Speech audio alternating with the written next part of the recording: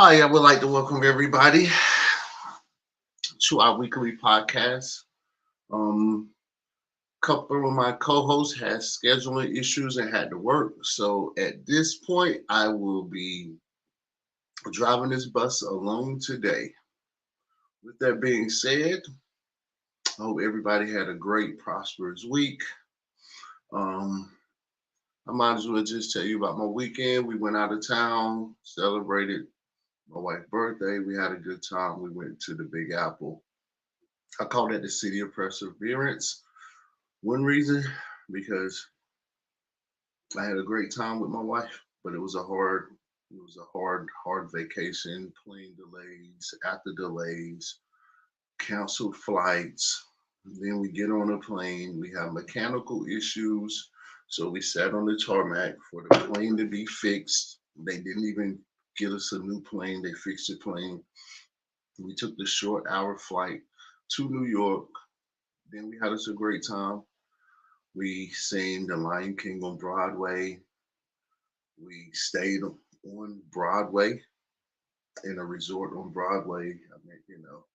We did that typical New York stuff in Times Square on Broadway, living and enjoying life, enjoying each other. So with that said, that's out the way. We got our weekend things out the way. Let's get right into it. From the blowouts to the shootouts and all the games in between, I want to welcome everyone to Point Game. All right, we are in the playoff weekends in the NFL. We was in the divisional playoffs. We had the Texans playing the Ravens, the Bucks and the Lions, the Packers versus the 49ers, and the Chiefs and the Bills. This was a great football weekend. I mean, all but one team or one game, it was only separated by one score. Now the Texans and the Ravens, that was Ravens had 34, Texans had 10. That was considered a blowout. Yes, Ravens started slow, but when haven't they started slow? Every game this season, they have started completely slow, like they walking in quicksand. They stuck in the mud. One of my co-hosts is joining. Okay. All right. What's up, Jay? I had already started the podcast, so I'm gonna just go back and do some housekeeping. Um, First and foremost, I want to give you a big round of applause because you was the winner of our first playoff picks ever. You won the first week, so round of applause. It was a little bit of my fault. My phone was dying last episode, and we didn't get to it. So anything that you want to get off your chest because I didn't give you a chance to do it last week. Can you hear me?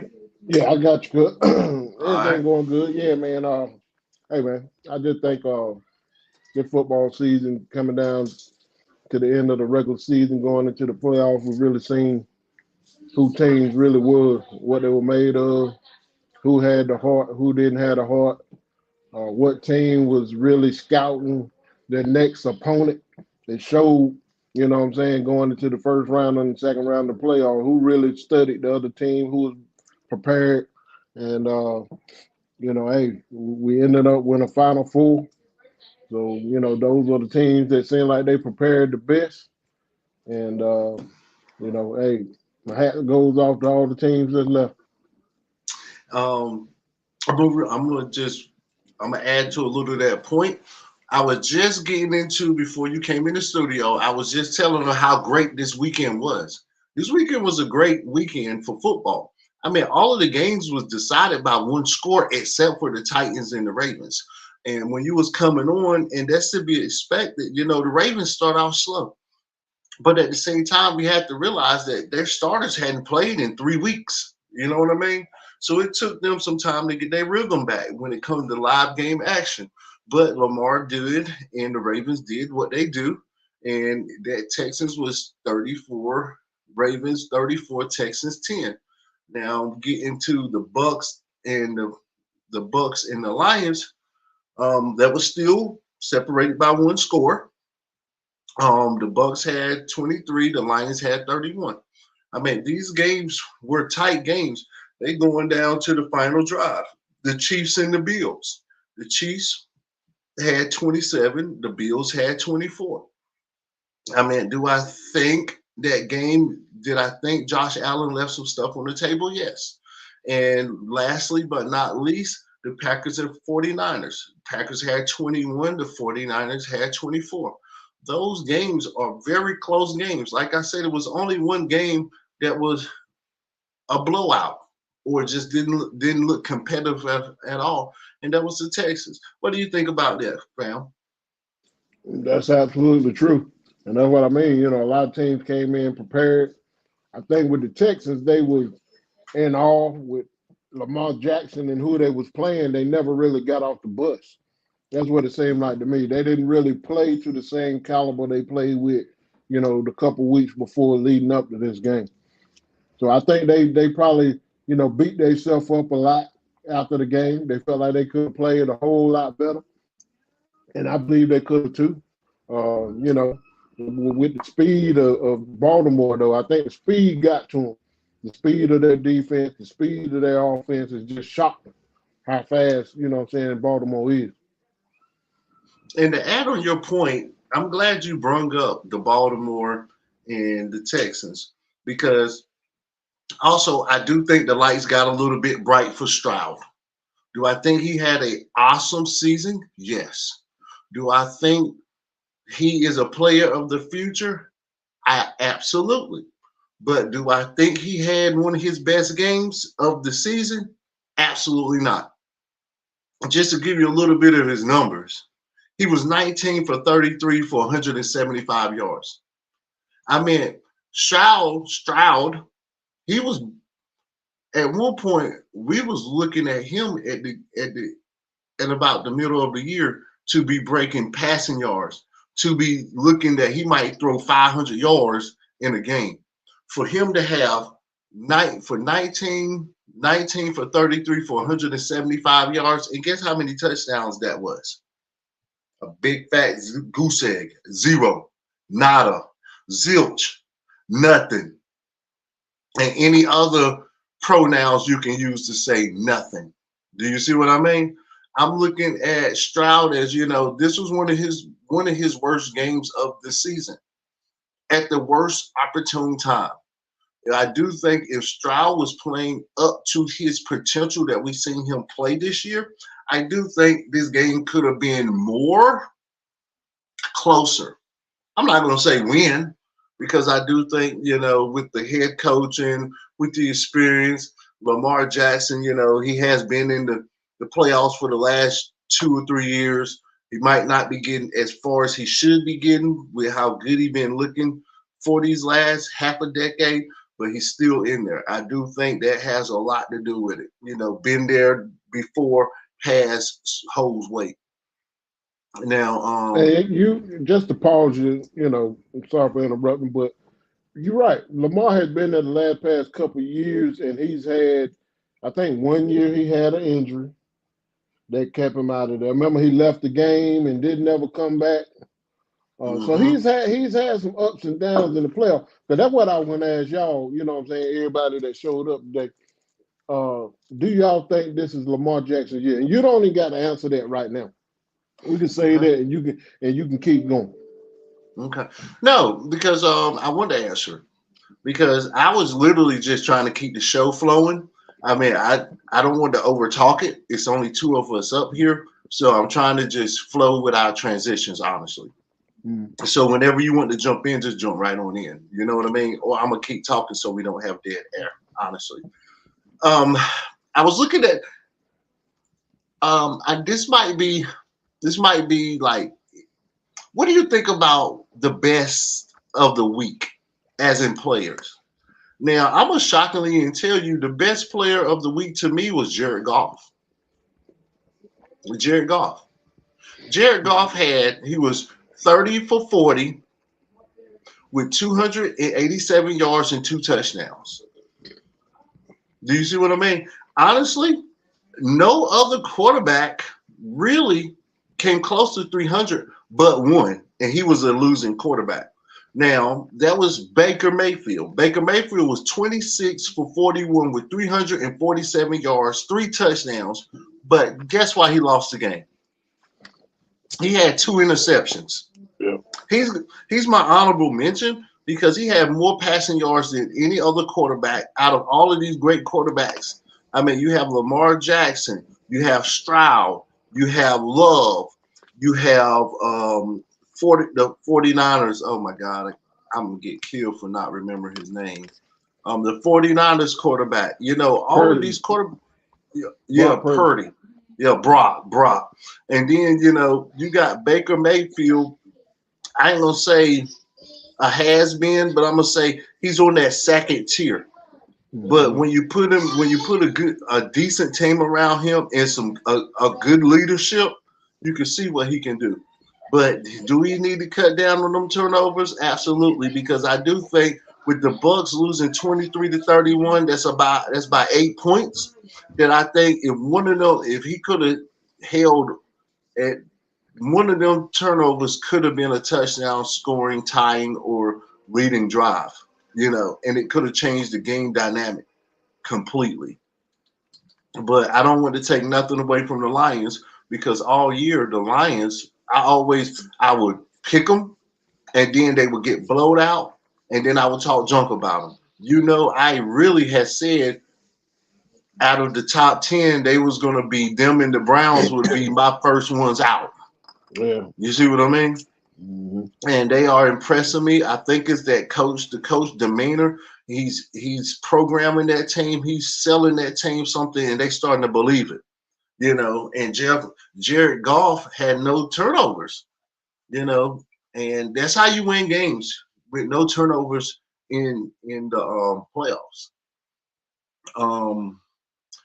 I do have some worst of the weeks too, and I'm about to give it to Allen. I like Allen. I do. I like him. But he's a gamer. He runs the ball hard. I mean, he had 12 carries for 72 yards. That's average of 6 yards a carry. That's better than a lot of running backs this year. You see what I'm saying? Jared, he had 2 touchdowns rushing and 1 passing. So all of their offense, for the most part, the Bills' offense came from from Allen. It really did. But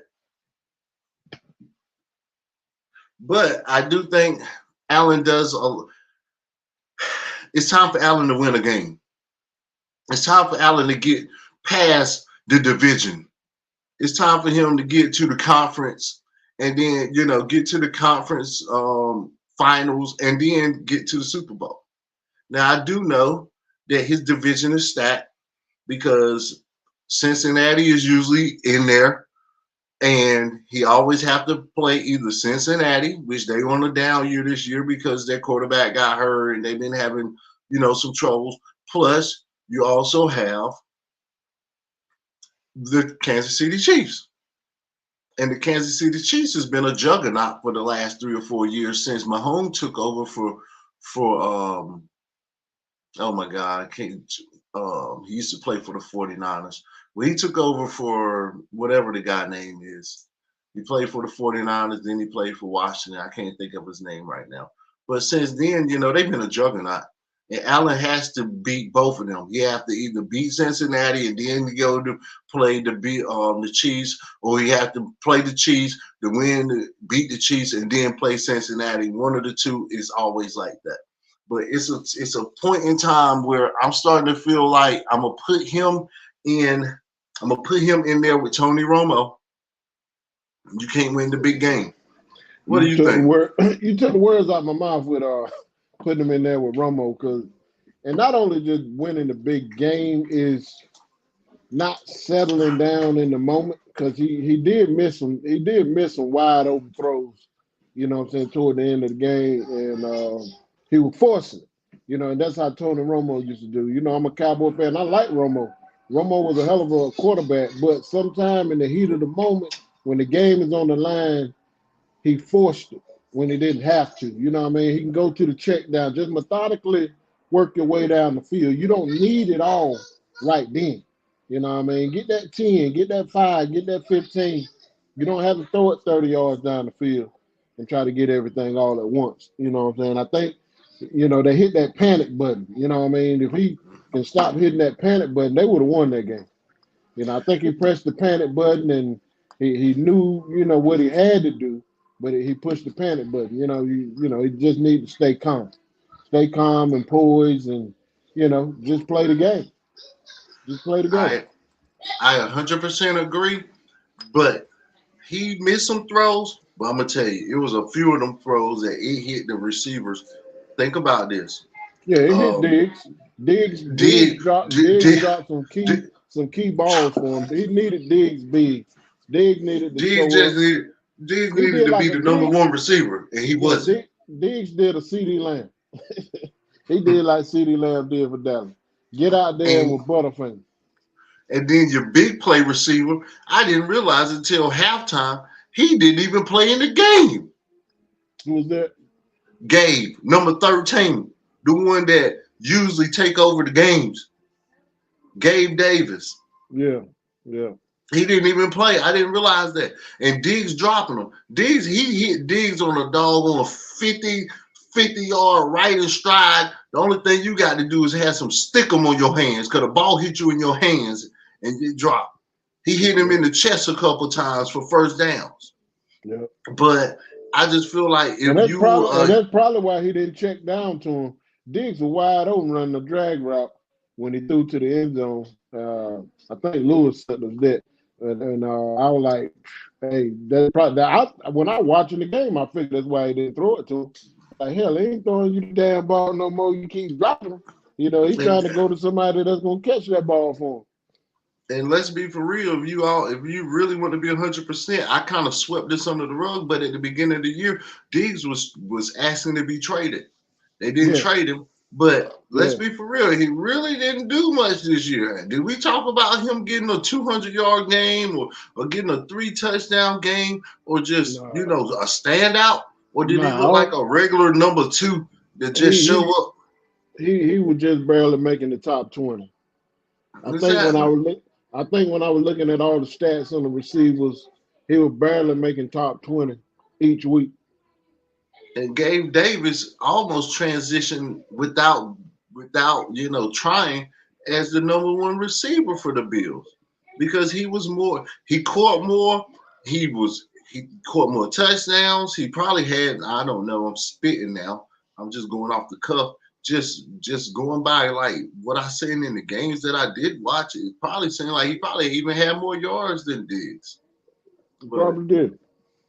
But I also want to talk about Love too. Love had impressed me, but I think the lights were too big for Love. Love had 21 attempts.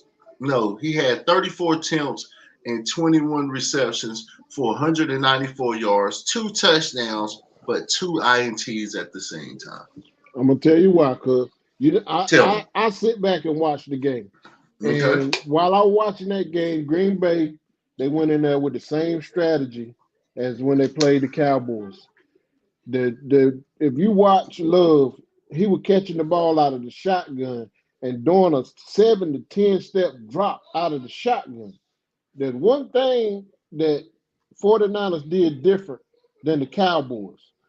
They either let Bosa push him to one side of the field or they let Matthew push him to one side of the field. They didn't rush him where he felt comfortable standing straight back. They got him out. See, Dallas rushed him straight back, and he seemed like he just stood back there and threw it every time, whether he was hopping off the ground or just ran 10-step drop and threw it. The 49ers kind of moved the pocket on him. He had got him off his spot. He had to come off that pocket and throw the ball on the run. And when he started throwing that ball on the run, he could not make that throw. I said, oh, wow. I said, he's a pocket passer. While I was watching that game, I said, he's a pocket passer. I said, and that's what I mean. A lot of teams done their homework. Shanahan knew he was going to be in the shotgun and another 10 yards backwards. He wasn't just going to say hike and stand there like a normal quarterback in the shotgun. He sprinted backwards. Go back and look at some of the footage. He sprinted backwards out of the shotgun. So what 49ers did, Bosa, he stayed content with pushing him out of the pocket. If you notice, Bosa was chasing him out of the pocket all game. He didn't run no stunts to the middle to try to daggone push him even further back. He just pushed him and pushed him straight to the sideline every single time. Either him, and I think I'm calling his name right, to come from the Redskins, Matthews. Both of them were taking turns pushing him to one side or the other, one side or the Talking other. about Robert, the black guy, Robert Matthews. With the dread, the DN that come from. You talking about? Oh, you talking about my boy? Oh my God, what's his name? I call him Matthews or something, but I maybe call him. He got the blonde dreads. The blonde dreads. Yeah. Lord, I wish Lewis was out here right now. My God, I can't think of that black boy name. And that's how the 49ers played him. They played him by pushing him off the pocket.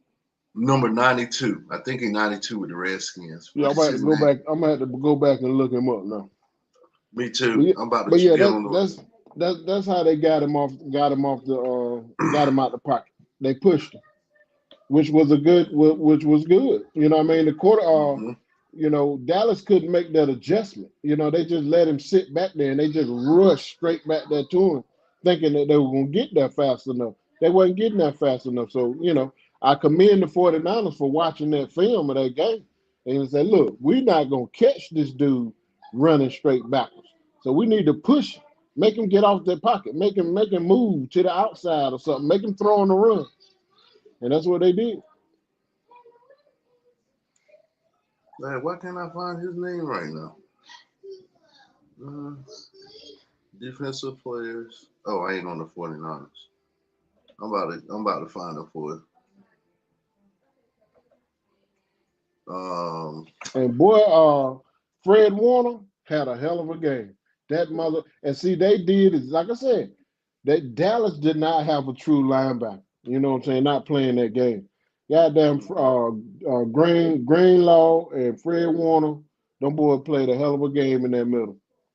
Yeah, Fred Warner. He had 8 tackles. Chase Young, yeah. They had them boys had a hell of a game in the middle of that field, and that's exactly what needed to be done. You know what I mean? Stop, command the middle of the field, shut that little stuff he was doing down that were killing Dallas. They were killing us. Yeah, I'm looking at Greenlaw. Greenlaw had 8 tackles. Fred Warner had 6. Greenlaw had 2 interceptions.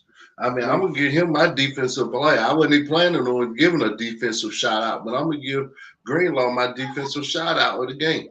Yeah, I was going to give it to their whole defense. You know what I'm saying? They're going to be, them boys play some D. Them boys play some lockdown defense. They play some lockdown D. Now, I'm going to go a little bit deeper into this weekend. I was looking at something, and I think was pretty cool, and it's probably out of left field. Out of all the teams that's in the conference championship, the only defensive team that had a sack this weekend, including the 49ers, Ravens, Lions, and Chiefs, was the Lions. The Lions had 4 sacks this weekend. The Chiefs had none. The Ravens had none. The 49ers didn't have any. And the Chiefs didn't have any. The Lions had 4. So I got to give it to 97. 97, if he ain't a rookie, he's a doggone second-year player. I guess he a dog, man. He a dog. What's his name? McCutcheons or something? I didn't say he did all of it, but he's one of those once-in-a-year generation players that you got to pay a whole lot of attention to. And I ain't saying he got the 4 sacks, but what I'm saying is that that they did end up having 4 sacks on the Buccaneers. And with that being said, I respect that. Now, this is a defensive game, and the more sacks and the more heat you put on the quarterback, the more you opted to win. But it also probably has something to do with Baker Mayfield holding the ball. But yeah, when it comes to their defense, I ain't gonna say he got all of them, but they tallied 4 sacks in all. Um, I can't even think that. And matter of fact, he didn't even get none. Branch got one. Melifoyu, who somebody got 1.5. Oh, and McClutchin got. I guess I'm gonna call him McClutchin. He did end up with one, but you pay a lot of attention to this guy. You know what I mean? And I didn't realize it, but their defense actually got 2 interceptions too. So the Detroit coming in with a pretty good hot defense. You know what I mean? Oh, yeah. Now, do I think they're going to stack up against the 49ers? Unless it's raining and it's nasty? I don't think so. Where they playing?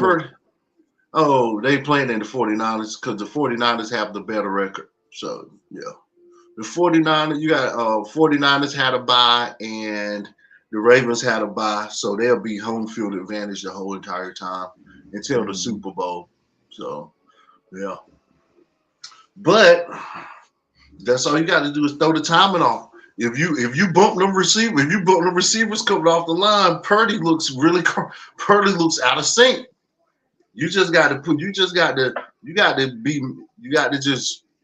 bump him. You got to give them a little nudge to get his timing off. When he get his timing off. Look, and I said Green Bay, they DBs play physical. One boy played physical because they had what's his name? The African what's his name with the dread? They had him frustrated. They done knocked Brown out the game. You know what I'm saying? Them boys are playing physical, man. They had to find another receiver to help them win that game. If that young kid wouldn't have came in to help them win that game, 49ers would have lost to Green Bay.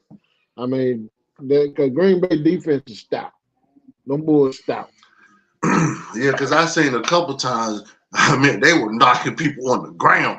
And because he do the timing, they were so out of time that the ball is in the gap where he's supposed to be, but he 4 steps behind the pass because he was getting up off the ground because his timing been knocked off.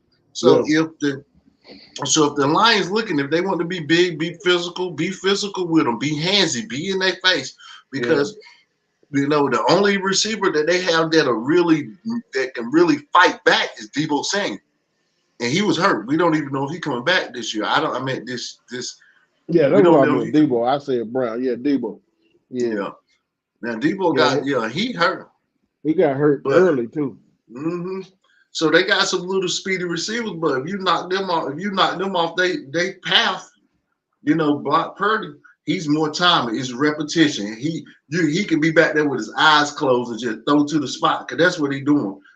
When he looking really good, it's because of that. And I want to give a shout out to Brock Purdy.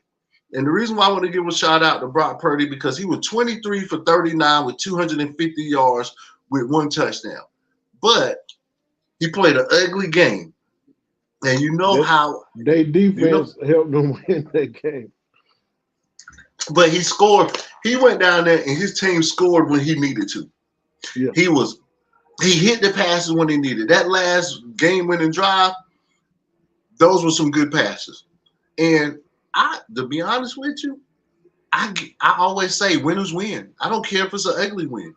I don't care how many times has Tom Brady looked like trash over 22 years, but the defense kept him in the game, and when it was time to go win the game, guess what he did?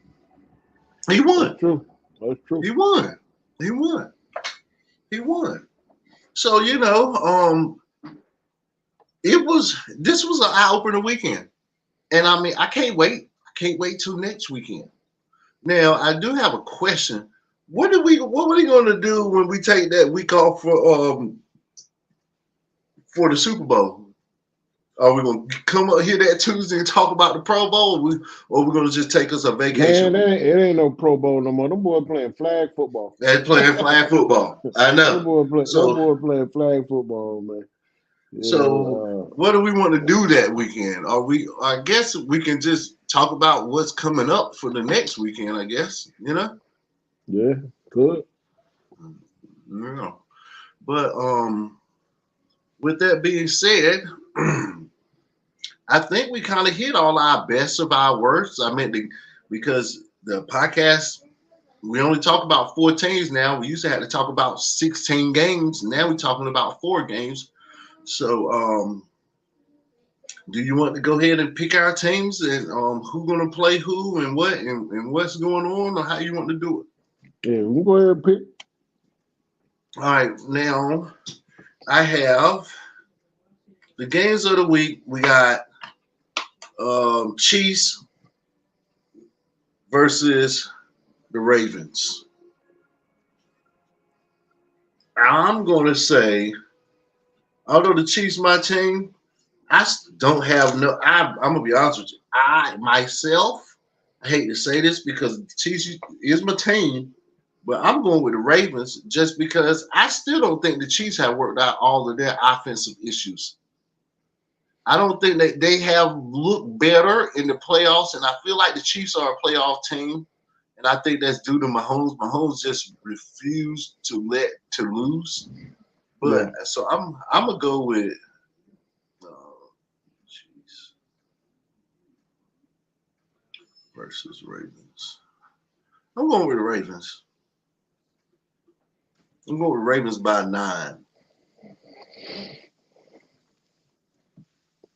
I think this goes back to my question I asked: is this Lamar year? And I now. Let me go ahead and then I'm gonna answer that now because you told me don't answer it then, but I'm gonna answer it now. Go ahead. So go ahead and answer. I'm gonna pick Baltimore. I'm gonna tell you my pick. I'm picking Baltimore. Okay, I'm picking Baltimore too. I think it is his year, and I'm gonna tell you why. Sometimes you don't have to be like the Eagles and start off 10-0, and sometimes the team that just win the games that they must win, they can be predestined. And I feel like the Chiefs is to a point. I mean, I feel like the Ravens is to a point. It's now or never. And I hate to say it, I can see 2 brothers winning a championship in the same year. I could see that. I ain't gonna say the football gods because I only believe in one God, but I could see. Let's say if you do believe in the Illuminati, the Illuminati is gonna fix it where you got both Harbaugh brothers, one winning the college championship and the other winning the football championship, the National Football Championship, so they can be the first ever to win championships. Brimley, blah blah blah. It's a storybook ending. In the same year. Exactly. In the same year. Wow. So do I think? So I think it's Lamar chance. I do because I think it might be some NFL executives need a story, and what more magical story for them to talk about for 3 weeks after they win this weekend? I mean, if they win this weekend, now you're in the Super Bowl. And they're gonna hype the game up. The game gonna be so hyped. You know what I mean? They like you say, man. It is some strings being pulled behind the scenes. It's all about who they want to see and who they feel gonna be the biggest hype coming into the game. And the story. And the storyline. Lamar Jackson is is one of the top stories out right now. And I think they just started putting it together. You made one good point. You know what I mean? It didn't start off, you know what I'm saying, too well, but they started adding pieces to it and they started getting better on it because I didn't like their defense. At the beginning of the season, I did not like the Ravens defense. I thought their defense played soft. They wasn't aggressive enough. But coming toward the end of the season, they played faster. They played with a purpose. And it seemed like, they kind of got their defense dialed in a little bit. You know what I mean? They gave up a lot of points, but still, even though they gave up some points in some of the games throughout the year, they still seem like they dialed it in a little better. You know what I'm saying? Coming into the playoff. Oh, they locked in, cuz. They locked in. Them guys flying around the field now, playing with they are prepared now. They're not reacting. They reading and attacking. Yeah. And I'm gonna tell you something else. Oh, now think about this. You got the hardball byline, okay? Now you got the rematch from Baltimore playing the 49ers when they made the 49ers look pedestrian. Didn't that happen? Or am I tripping? Didn't the 49ers, we were talking about they were the best team in the league. Then they had to play, let me look, I can tell you right now. Then they had to play, I want to say they played Lamar and them and got smacked. Yep. Yeah. They played Lamar and them on Christmas, 33-19. Now it's the rematch for the championship. Come on, cuz. You can see it coming a mile away. Unless they decide to say that the Lions is a better story. But it's a blue-collar city. It's a blue-collar city, but, it's bringing a lot of hype right now. This is the furthest Detroit has ever been in team history since they've been an organization. This is the furthest they ever been. Period. That was the first time they won a playoff game. Everything was the first. You know what I'm saying? So it depends on how the big money grip see it. Do they want to see Detroit? But they already know San Fran gonna bring the bigger crowd. They're gonna bring the bigger money. Ain't too many people gonna side with It's gonna be a lopsided. You know what I'm saying? So they want to go with the money makers. You know what I mean? Ask Mitchell that same question you asked me. What up, man? What up? At the beginning of the show, I asked Kelly, and we just now starting to answer it. Is this Lamar Jackson year? Now I'm gonna preface it. Before you answer. I'm gonna give you some time to think about it. But this is my point. This is where I went to. Yes, and I'm gonna tell you why. I said, what better storyline than both brothers? One winning the college national championship and one winning the National Football Championship on the same year. That's a story waiting to be written in the record books. Then you also can have the rematch of the 49ers. When the 49ers got blew out by the Ravens on Christmas, 33-19. I can see it coming a mile away. That even if it ain't, they got them planning on going into the championship. Now, that's the answer I took. So I'm saying yes, it's his year. But now I just want you to get a little background on how my perspective. Now, what do you think? That sounds good. And I thought about that too earlier in the year. But man, I don't think, and I'm rooting for the Ravens. That's who I want to do it.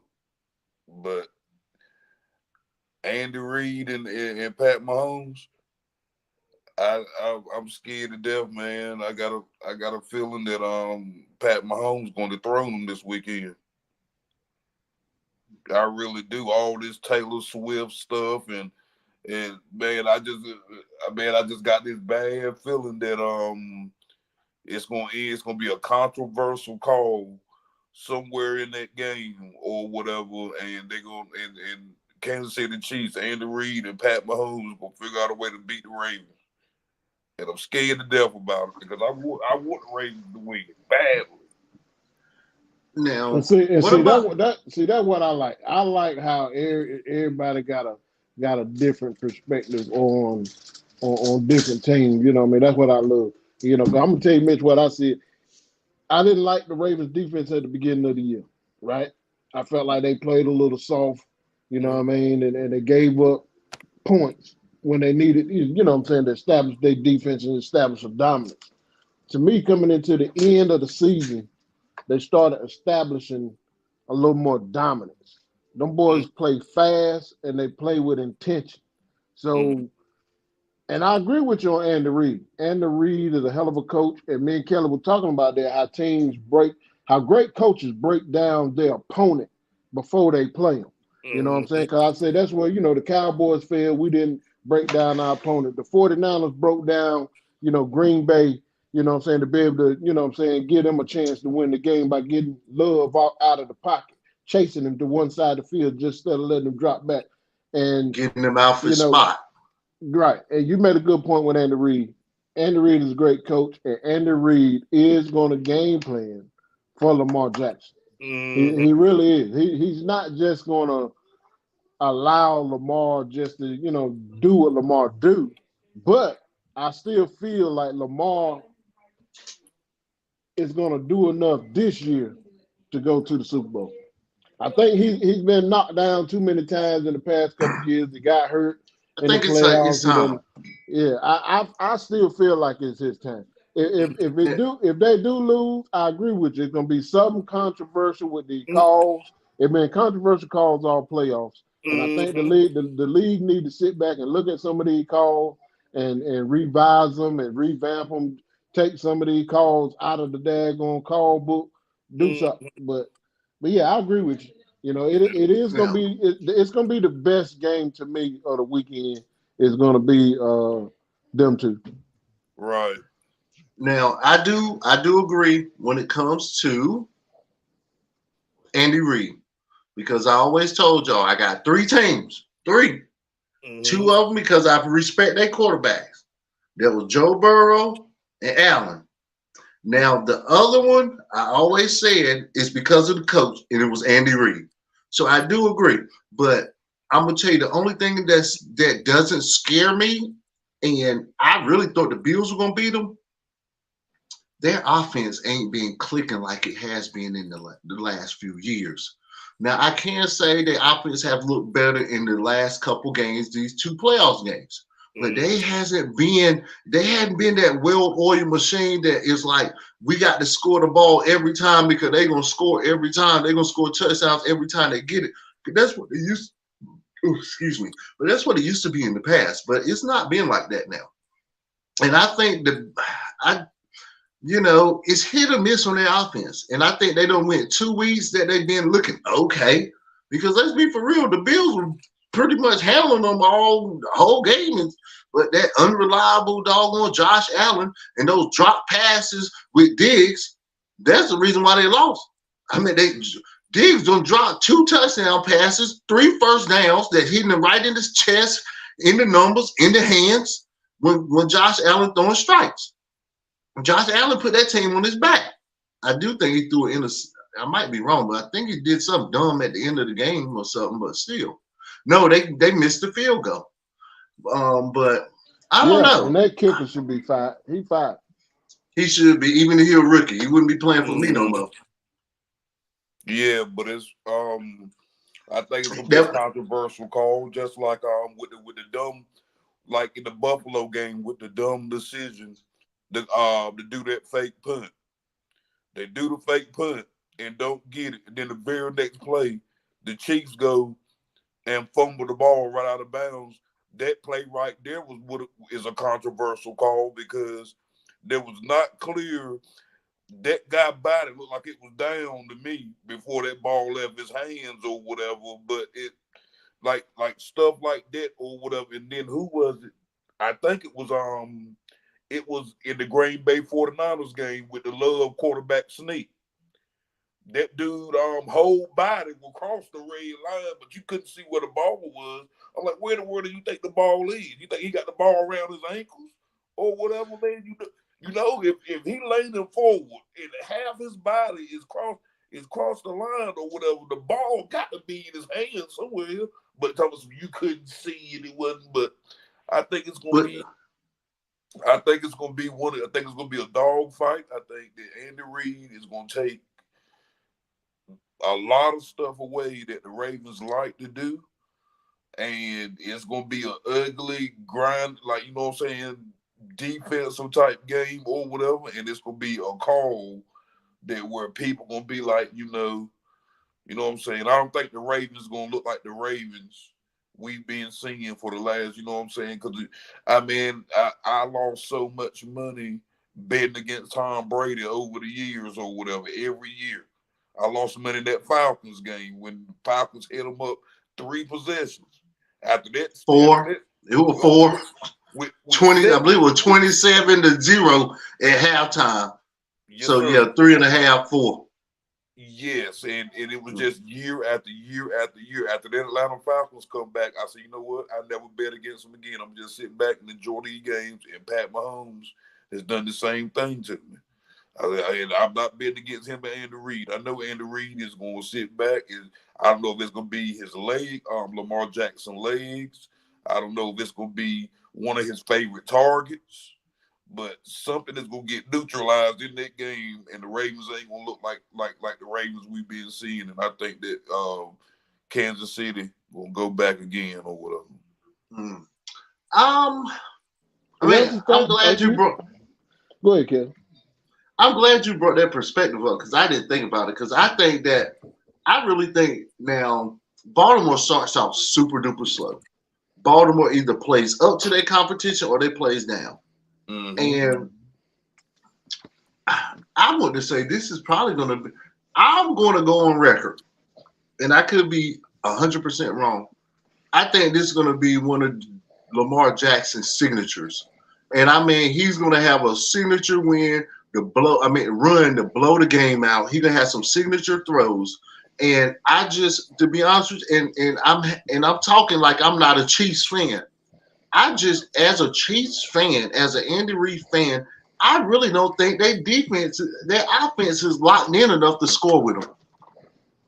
I don't think it. And I think what's going to happen is Lamar going to shred them up with his legs. And when they start trying to watch his legs and watch the quarterback peeping at him to see what he going to do, now the wide receiver's running 50 yards down the field. And you know he don't do nothing but like Michael Vick used to do and throw that thing about 80 yards.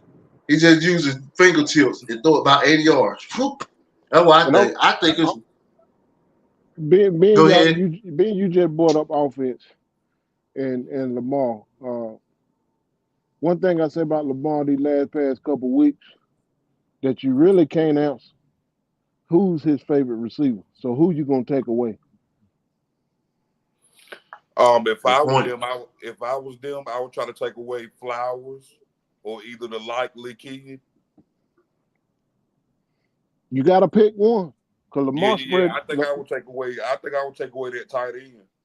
That's what I'm about to say. Cause that tight end, I believe the tight end his favorite receiver. That big white guy is. He be balling. Because before Andrews got hurt, Andrews was his favorite target. He loved that tight end. He's been doing a great job the last couple of weeks spreading the ball. Spreading that ball. He do. Because Flowers looking like doggone Lamb or whatever y'all receiver name is. He be putting up some numbers. If you notice, they didn't even really bring Odell Beckham in the game. I did notice that. I asked Dad. I'm sorry, go ahead. Really bring him in the game. Because Lamar was spreading the ball around so well. They're like, hell, we don't need to throw Odell out there as a decoy. Yeah. You know what I'm saying? Yeah. I hope you guys are right. So, I mean, I really then there's another deal coming in the game burning you for 100 and something yards. Yeah. Mm-hmm. You know, because he has done it this season. Yeah. Lamar needed him. He came in the game and blazed. I asked my dad, because that's my dad's team. I said, man, does Odell still play? Oh, yeah, when we need him to. Oh, we don't need him. We rested. When we needed to, we get. Oh, he just caught 3 touchdowns for 175 yards last week. Oh, okay. I ain't heard nothing about him. Hey, he played when we needed him to play. I said, okay. Yeah. I have noticed that I think the person that's gonna get off for the Chiefs is gonna be the Rice kid, because I noticed that he's a receiver that Pat Mahomes is finding more and more confidence going to each week. Is that number 4 for the Chiefs? Yeah. Oh yeah, I know you're talking about. He's catching the ball, and the Pacheco kid, he's running the ball with bad intentions. Number 10, that kid is running the ball hard. Yeah, he saved the Chiefs a couple times. Yeah, he did. Yeah, he saved them. I can't wait to see it or whatever, man. I'm gonna be sitting there. I'm gonna be nervous as I don't know what. I want the Ravens to win that thing. Oh yeah. On a side note, I found some season Carolina tickets with $25 a month. That'd be a good game. Y'all hear me? Carolina Panthers. Yeah, for $25 a month. Shoot, I ain't surprised. So I might just say, what the heck next year? It's only I like know a that's right. 3-hour car ride from where I live at. Go down there on a Saturday night, stay in a hotel, drive back Sunday, go back to work Monday. Like I said before, $25 more. You add it, they'll let you stay on the sideline and call and play. Hey, all that's gonna look. They gonna be done with that when Belichick get there though. We ain't gonna let it stand on the sideline and call plays no more. Not when Belichick get there. Oh, whoever coming, somebody got to come. Now Mitchell, you kind of pulled up a little late. I got the Chiefs, and I got the Ravens beating the Chiefs by 9. John, you got the Ravens beating the Chiefs, but he didn't give me no point spread. We only got 2 games, so we really need point spreads to see who can win this thing. Okay, well I got the Chiefs. I'm gonna say You picking the Chiefs to win? Yeah, by a field goal. All right. A heartbreaker. 2.5. All right. Junior, how much you gonna do the Chiefs by? I mean the Ravens by. They playing in Baltimore. Yeah. I got the Ravens jumping on them and beating them by at least 15. Okay, so I'm gonna say 15. I think it's gonna be a blowout. Ray Lewis going down there in the huddle. Ray Lewis going down there to talk to their defense, and it's gonna be a different ball game. Ray Lewis coming out the box. I think it's coming gonna out be. the box. I think it's time because I don't want them to start saying Lamar Jackson is a good regular season. I don't want them to put him in the same group with Allen, Dak, Tony Romo. You know, good but not good enough to get it. You know, I really think this is gonna be his year. I think he's gonna come up because I see the storybook ending. It's a rematch. The 49ers versus them. I do. But I do think the Chiefs is showing me that they're a playoff team. I don't care how bad their offense look in the regular season, the Chiefs gonna get it together in the playoffs. I seen that the last 2 weeks. Even though I still think they struggled a little bit with the doggone with the Bills. And I think if the Bills would have just played their game, not press, Allen was playing his heart out, but still didn't win the game.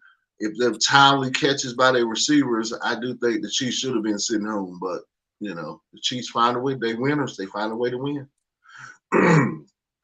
Now, the last game, the Lions against the 49ers. What we got going on with that, guys? Anybody heard anything about Deebo Samuel? Whether he gonna be there? No, we were just talking about it, but I got San Francisco pulled up.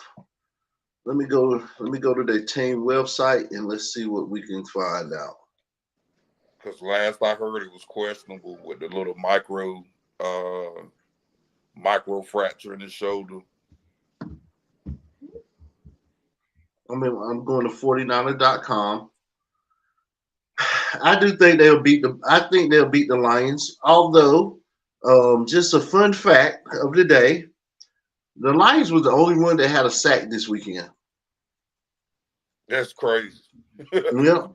Debo Samuel status is uncertain for the NFC Championship at this point. On their page, that's the first headline. Updates from Shanahan. But yep, Debo Samuel's status is uncertain. But that's not to say that he won't be right for Sunday. But for right now, it's uncertain. I mean, that makes a difference too. Yeah, dude, and the 49ers didn't look good last week to me at all. They should have lost that game. They didn't look good, but like I was telling Junior earlier in the broadcast, that Purdy showed me something. They didn't look good. They looked out of sorts. But when it came down to him needing to score to win the game, guess what he did? He threw strikes all the way down the field to score. So I give that to him. But you also got to think Baker Mayfield threw two interceptions that maybe one of them they will be playing today. They'll be playing next Sunday, and not the 49ers. But I do feel Evans gonna be a free agent this year too.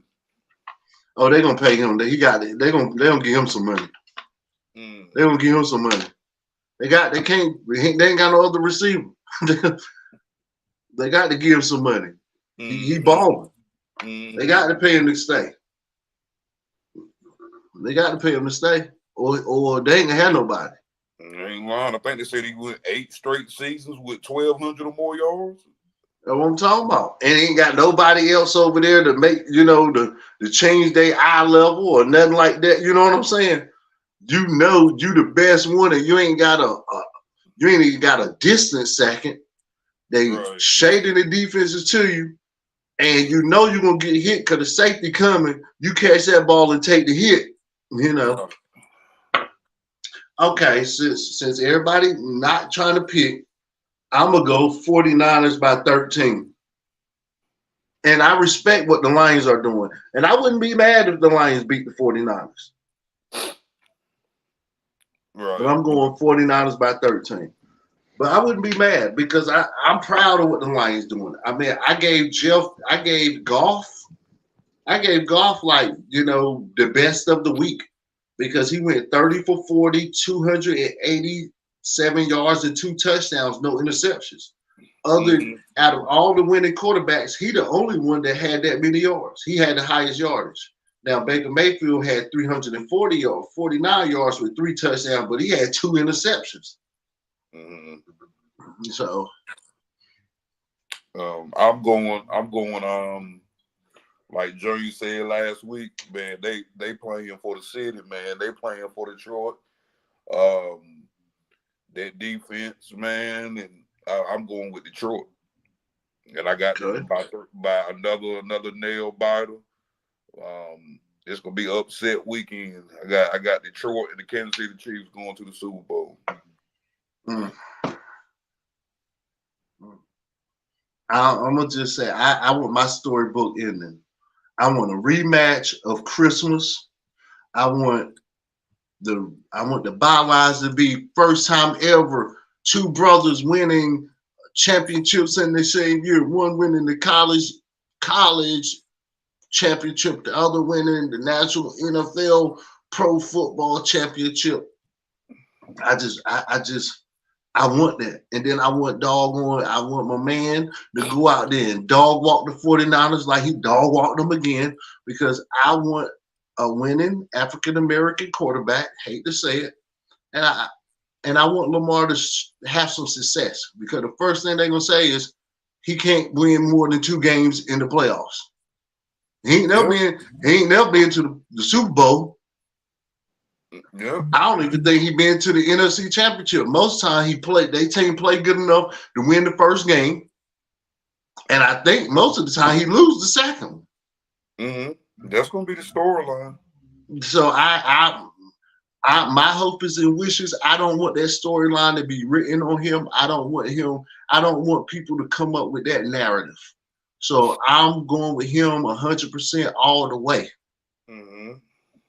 So what you got, Jay? Wow. I think with that 49er Detroit game, it's gonna come down to if Debo play Yeah. and if the Lions can stop Christian McCaffrey. You know, Christian, you can't never count him out. He's one of them players that he can beat you on the ground, or they can swing past it to him and he can beat you in there. So Detroit, they got their hands cut out full. They got a handful. They got a lot cut out for them. But one thing I will say though, and well, I've been sitting here pondering it the whole time. And with this game, it's only one team that got the most to lose. Coming, winning or losing this game, they got the most to lose and the most to gain. You know what I'm saying? It's only one team. Detroit coming into this game with nothing to lose at all. They've already made their city proud.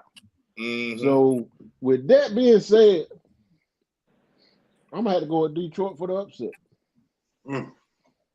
Because But how many points? They coming into this game with nothing to lose, and playing the game with nothing to lose.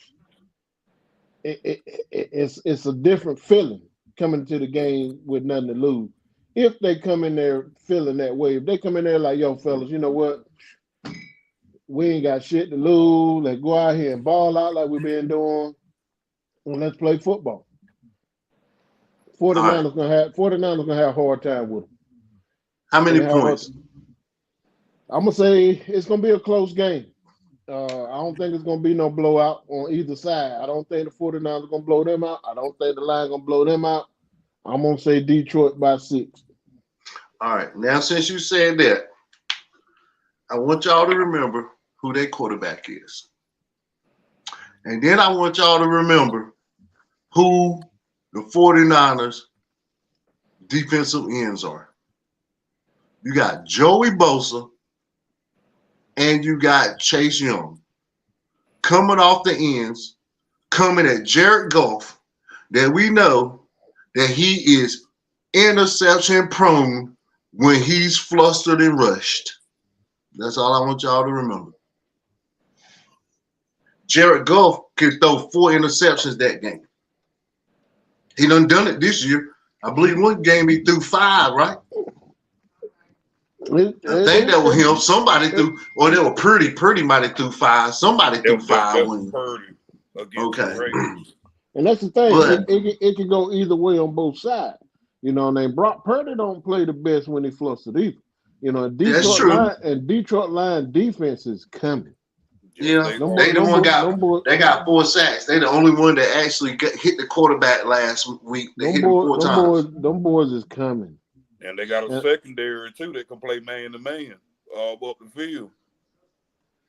I'm gonna tell you, and I'm hoping, but I'm gonna say I think Fred Warner is going to be reading Goff like a book. I think Fred Warner is going to be reading Goff like a book. I do think that he's going to look like a man among boys. He'll be running around out there like Ray Lewis used to do in his heyday. And I do think that Chase Young and Bosa, because Jared ain't nobody that's going to do too much running. It's going to be like running. It's like going full speed at a statue, or a heavy bag or a dummy. You know, just don't leave with the crown of your head. Don't get no 15 yards. But okay, so it's just me with the 49ers. I got you. So. And then too, the 49ers gonna have to stop that 2-headed monster if both of them help. You know what I mean? You know, they got 2 running backs that's almost, one of them is over 1,000 yards, the other one only, you know, a couple yards behind him from having 1,000. So I mean, if you're right. Greenlaw, whatever his name is, and Fred Greenlaw, they're gonna have a handful tackling 2 running backs. They're gonna have a handful with Montgomery and Gibbs. So them boys gonna run that ball. They're gonna run that ball. And if that were me coming out, if that were me coming in the 49ers with Detroit, I'm gonna try to run to that Greenlaw and Fred Warner. I'm gonna try to get them tied to where the point they don't want to drop back in the coverage. I'm gonna make them tackle my two-headed monster. You know what I'm saying? All game long, so I can Yes, throw sir. right over. So I can throw over their head. Yeah, I'm then gonna make them play do it. action to that St. Brown kid. Bingo. And that Mitch brought up another point. They got two. Don't they got two receivers over 1,000? Yes, Or they one? do. Shoot, boy. I don't know much about them. I can look them up for us though. Yes, the I don't know much about St. Or two Brown receivers and close to 1,000. Yeah. I'll look them up for us, but I don't know much about the guys. I ain't even gonna lie. It's gonna be a good game. I don't think the 49ers are gonna blow them out. If the 49ers beat them, it's gonna be a close game, just like it was with Green Bay. Okay. Okay then. Well, we have come to the end where I want to show some love to our pick winner of round 2. Our pick winner of round 2 was Mr. Mitchell. What do you got to say? What's your thoughts? The floor is now yours. Oh, okay. Yeah, I just want to start by saying I'm sorry for being late or whatever. Left my phone and had to be on base today. So it's been a rough day at work or whatever. Long, stressful day at work. And I just want to say I hope Kelly picks is right. You know what I'm saying? Because that would be the perfect Super Bowl for me. You know what I'm saying? To see the Ravens in the two best teams. That, you know what I'm saying, it's clearly the two best teams is the 49ers and the Ravens based on what they did during the regular season. And that's what we all want to see. And I would love to see Lamar Jackson ride off on his white horse or whatever with that trophy in his hand. But you know what I'm saying, just lately, man, it's just like with all the sports, whether it's boxing, baseball, basketball, all the sports betting that's involved now with the DraftKings and FanDuel Sports and Prize Picks, and you got, you know what I'm saying, right around tomorrow you can start seeing who Drake got, and he got $1 million that this gonna happen, and Elon Musk got this on this. That's when I think that, you know what I'm saying, I think it's gonna be some controversial calls in each one of these games, and I'm just Pat Mahomes and Andy Reid. They the new Tom Brady and Belichick with me or whatever, man. I'm scared to bet against them. Yeah. That's respect. Yeah. I like your perspective on things. I hope you're wrong, but I like your perspective. Well, with that being said, thank y'all, love y'all, and I pray everybody have a safe week and family. One more final thought. We was talking about that week off before the Super Bowl. You want to just take vacation, or do you want us to just deep dive in what we're going to predict the game and just talk about the Super Bowl game? How do you want to go about it?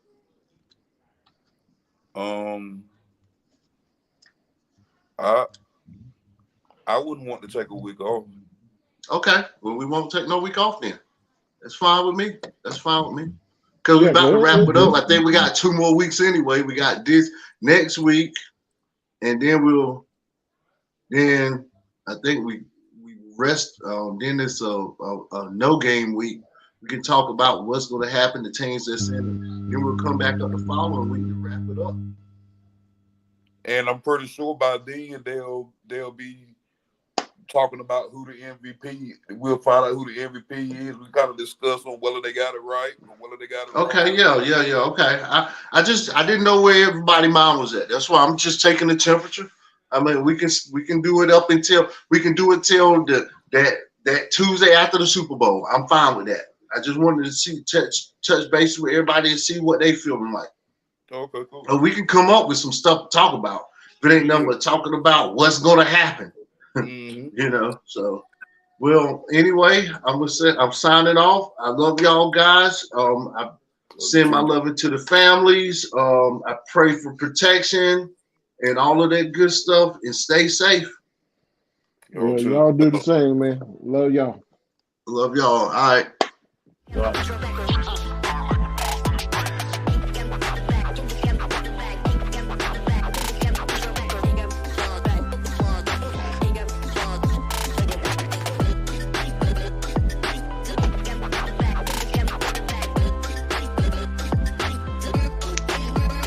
out.